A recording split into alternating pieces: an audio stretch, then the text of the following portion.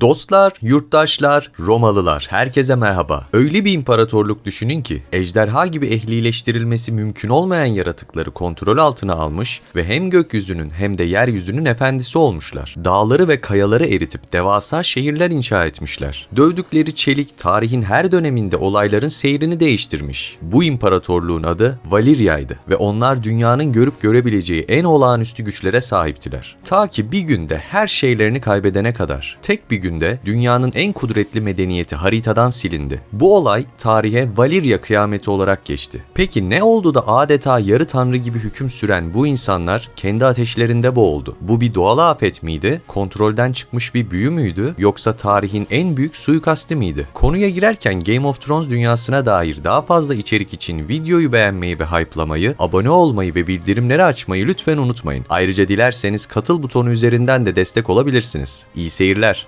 Valirya'nın olağanüstü yükselişi başlamadan önce Essos'un hakim gücü Gis İmparatorluğuydu. Bu imparatorluk tarihi kroniklerde Essos'un ilk düzenli ordusunu kuran ve ilk imparatorluğu haline gelen medeniyet olarak geçer. Ancak tarihsel sürecinde gösterdiği gibi her medeniyet bir gün çökecektir ve Gis İmparatorluğu'nun sonu da Valiryalılar eliyle olacaktır. Zaman içerisinde ejderhaları kontrol etmeyi öğrenerek dünyanın en ölümcül savaş makinesi haline getiren Valiryalıların kendi anlatımına göre soyları ejderhalardan gelmekteydi. Kontrol ettikleri ejderhaları da geçmişteki atalarıydı. Altın ve gümüşi saçlarıyla, mora çalan göz renkleriyle Valiryalıların bir eşi daha yoktu. Diğer insanlar onların kendileriyle aynı ırktan olmadığını düşünüyordu. Ancak Valirya kanının gizemi ve ejderhalarla olan bağlantısı hiçbir zaman tam olarak açıklanamadı. Valirya monarşiyle yönetilen bir medeniyet değildi. Aksine kendilerini cumhuriyet olarak tanımlıyorlardı. Valirya'da toprak sahibi olan her vatandaşın ülke yönetiminde söz hakkı vardı. Böylece her hanenin katkılarıyla daha da gelişti Valirya. Gelişti ve genişledi.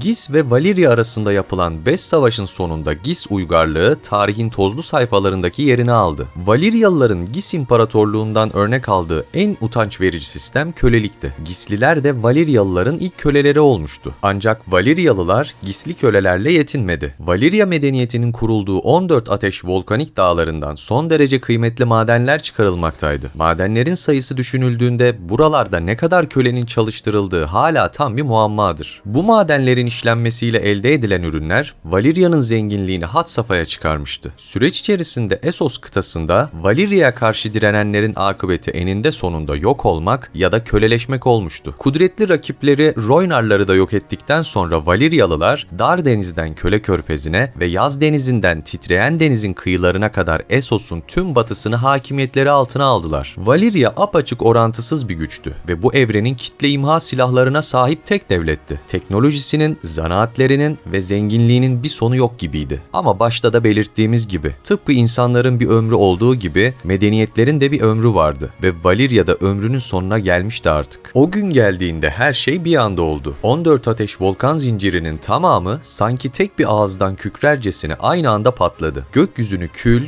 duman ve ateş kapladı. Alevler o kadar sıcaktı ki rivayete göre gökyüzünde uçan ejderhalar bile bu ateş tarafından yutulup yok edildi. Yeryüzünde devasa yarıklar açıldı. Sarayları, tapınakları ve tüm kasabaları yuttu. Dağlar patladı. Gökyüzünden ejderha camı ve erimiş kaya yağmurları yağdı. Valirya Yarımadası'nın kuzeyindeki kara parçası tamamen çöktü ve öfkeli deniz kaynayarak içeri doldu. Dünyanın en gururlu şehri bir gün içerisinde haritadan silindi. Arkasında sadece parçalanmış adalar ve dumanlı deniz olarak bilinen lanetli, kaynayan bir su kütlesi bıraktı. Valirya'nın binlerce yıllık bilgisi, büyüleri, kitapları ve tarihi o gün ateş ve suyun içinde sonsuza dek kayboldu. Ejderha lordları, büyücüler, köleler, sıradan halk, milyonlarca insan bir anda yok oldu. Geriye sadece ejderha kayasındaki Targaryenlar ve imparatorluğun çeşitli yerlerine dağılmış birkaç Valiryalı kalmıştı. Bu korkunç kıyametin neden ve nasıl gerçekleştiği konusu hala büyük bir gizemdir. Ancak elbette birçok farklı söylenti de vardır. En basit ve akla yatkın olanı bunun tamamen doğal bir felaket olmasıdır. 14 ateş zaten jeolojik olarak son derece aktif bir bölgeydi. Belki de bu sadece çok büyük, eşi benzeri görülmemiş bir doğal afetti. Yüzlerce volkanın aynı anda patladığı bir süper erupsiyon. Valiryalılar ne kadar güçlü olurlarsa olsunlar doğanın gazabına karşı koyamamışlardı. Cahil cühela olarak kategorize kategorize edebileceğimiz kişilerse binlerce tanrıya inanmalarını ve tanrısızlaştırmanın popüler hale gelmesini Valyria'nın kıyametine sebep olan en önemli etken olarak varsayıyor.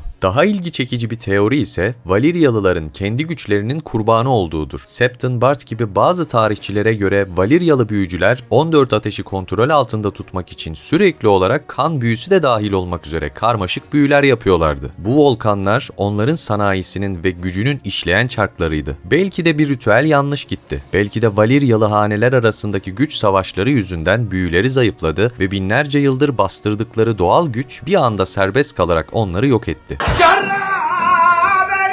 Bu adeta kendi nükleer reaktörlerini patlatmaları gibi bir şeydi. Diğer bir teoriye göre ise bu tarihin en büyük suikastidir. Bu hikaye bize Braavos'taki Yüzsüz Adamlar tarikatından geliyor. Anlattıklarına göre ilk yüzsüz adam Valyria'nın cehennemi andıran volkanik madenlerinde bir köleydi. Etrafındaki binlerce kölenin çektiği acıyı gören bu kişi onlara ölüm hediyesini sunmaya başladı. Ama sonra kendine şu soruyu sordu. Bu köleleri bu hale getiren efendileri kim öldürecek? Ve böylece çok yüzlü tanrıya dua ederek ilk suikastini gerçekleştirdi. Bu teoriye göre Yüzsüz Adamlar tarikatı yıllar, belki de yüzyıllar boyunca organize oldu ve sonunda Valyria'nın volkanlarını kontrol eden büyücülerini gizlice ve koordineli bir şekilde öldürdüler. Büyücüler ölünce volkanları zapt eden büyüler de ortadan kalktı ve kıyamet koptu. Bu kölelerin efendilerinden aldığı en kanlı ve en kesin intikamdı. Bir imparatorluğun bedeli sayısız kölenin canıydı. Tüm bu söylentiler değerlendirildiğinde net olan tek şey dünyanın daha önce böyle bir felakete şahit olmamış oluşudur. Muazzam Valyria uygarlığı, eşsiz büyü yeteneği olan büyücülerin, ejderhaların ve ejderha lordlarının diyarı sadece saatler içerisinde korkunç bir şekilde yok oldu. Targaryenlar ve çok az sayıdaki birkaç ejder lordu hariç. Kıyametten tam 12 yıl önce pek de güçlü sayılmayan ejderha lordu ailelerinden birinde Targaryen hanesinde tuhaf bir olay yaşandı.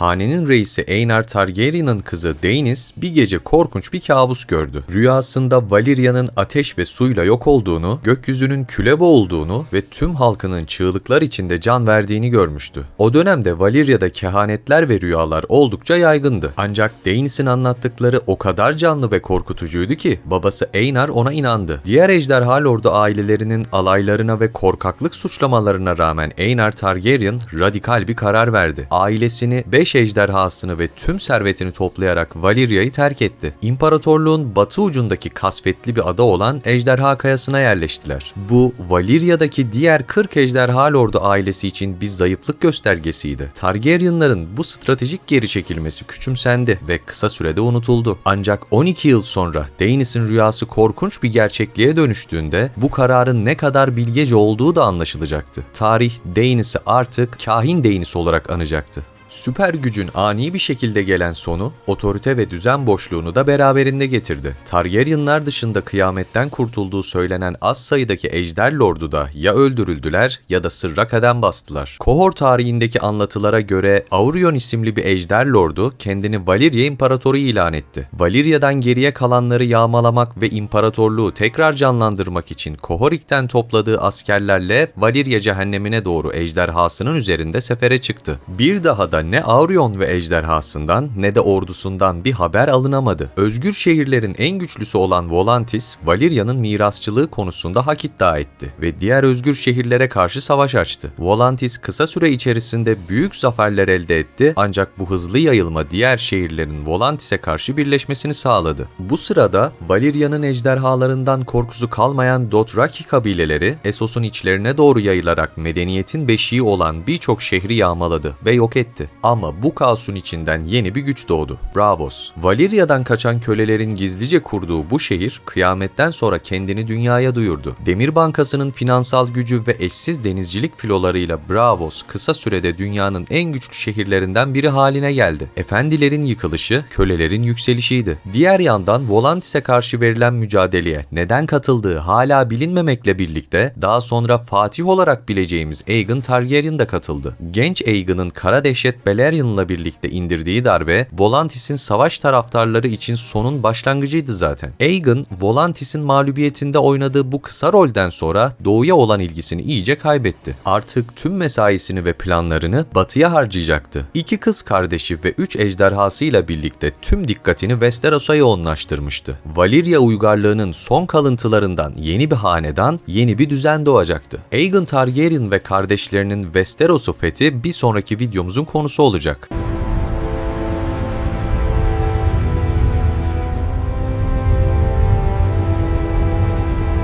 Valyria kıyameti sadece bir şehrin değil, bir dünyanın sonuydu. Arkasında cevaplardan çok sorular, hayatta kalanlardan çok hayaletler bıraktı. Bugün bile dumanlı denize yelken açmaya cesaret edenler ya delidir ya da ölümüne susamıştır. Gidenlerin çoğu bir daha geri dönmez. Orada ne olduğu hala bir muammadır. Peki siz ne düşünüyorsunuz? Valyria'nın sonunu getiren şey neydi? 14 ateşin kör öfkesi mi? Valyryalıların kendi kibirleri mi? Yoksa bir kölenin intikam yemini mi? Teorilerinizi ve düşüncelerinizi yorumlarda benimle paylaşmayı unutmayın. Kanala destek olmak için videoyu beğenmeyi ve hype'lamayı, abone olmayı ve bildirimleri açmayı lütfen unutmayın. Ayrıca dilerseniz katıl butonu üzerinden de destek olabilirsiniz. Bir sonraki videoda görüşmek dileğiyle. Kendinize iyi bakın, hoşça kalın.